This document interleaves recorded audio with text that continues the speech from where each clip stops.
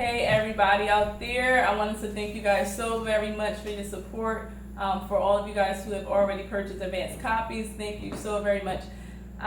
Wanted to let you know what was the inspiration behind the book. I was inspired to write the book as a result of my corporate finance and accounting experience, and wanted to really share how we were able to maintain our quality of living after leaving corporate America to be a full-time mom for 2 years. So that was really my passion and my conviction for writing the book. I hope after you read the book that you will find it to be, one, thought-provoking, to two, be educational, to find it to be empowering and insightful. So those are my goals and, for writing the book. And, but I wanted to, for those of you who haven't ordered your copy yet, wanted to let you know what was the book about, what was covered in the book. And so I'm going to go ahead and let you guys give you a sneak peek into some of the chapters that are featured in the book. One of my favorite chapters is called Financial Health. So, for me, that chapter was inspired by, having people to, one, start to give yourself a true assessment and an honest assessment of where you currently are. So I teach you how to do that. I teach you how to look at your fixed expenses and your variable expenses. I talk about what those mean. Oftentimes, particularly now, we look at our physical health and we look at the food labels and we're trying to see what's in this, food. Is it gluten-free? Is it high carbs, etc.? But I want you to allocate that same dedication and proactiveness and start assessing literally your financial health. So I'll talk about how to do that. And I also introduce some of the core financial principles such as debt to asset ratio, liquidity ratio, short-term liabilities. And I talk about what they mean and I relate them to your personal finances because we all have those category of expenses. So I talk about that.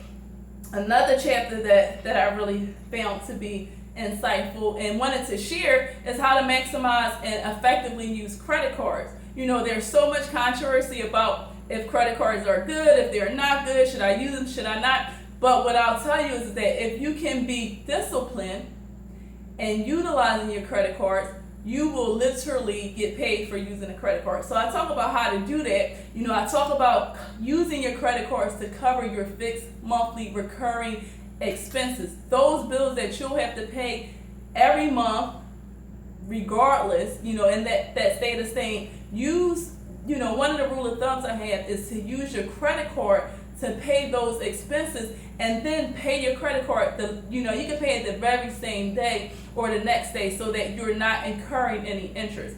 I also talk about how to understand your credit card terms, how to understand, your APR versus your EPR. And so I want for you to really understand how credit cards work so that you can best optimize the use and use them effectively. And then I talk about some investment options. I wanted to really, share the light and give you insight about how to maximize your savings.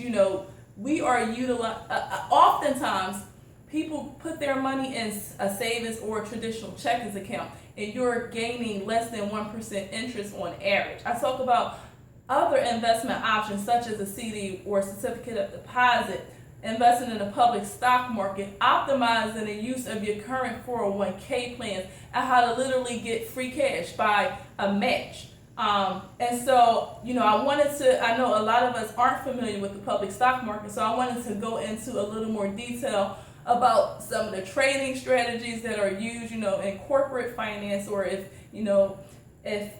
on Wall Street. I talk about how to optimize your returns and minimize your losses. I talk about some of those investment limit orders and so forth.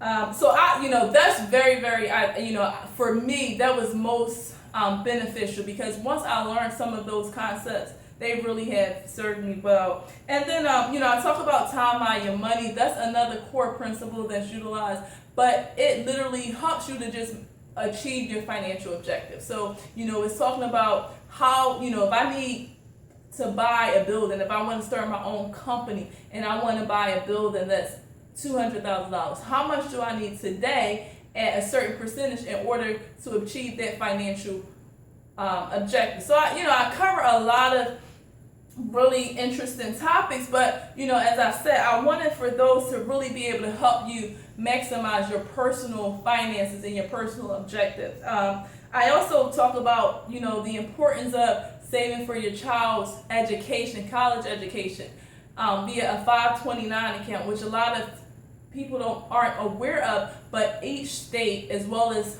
financial institution, offer a 529 account, and it allows you to literally invest also in mutual funds and stock market in order to optimize your saving over time, so that once your child reaches the college age, then you would have had enough money to send your child to college without all the stress of how are you going to be able to afford their education.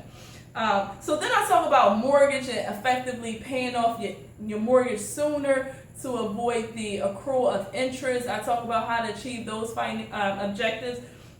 But as I said, I don't want to go too much into detail, but what I do want to do is to, one, as I said, expose you guys, to educate you, and to really start a conversation, and for you to literally take control of your financial health. So I'm looking forward to hearing, what you guys think about the book, and I hope that you find it to be worth your time. So thank you so very much. Bye.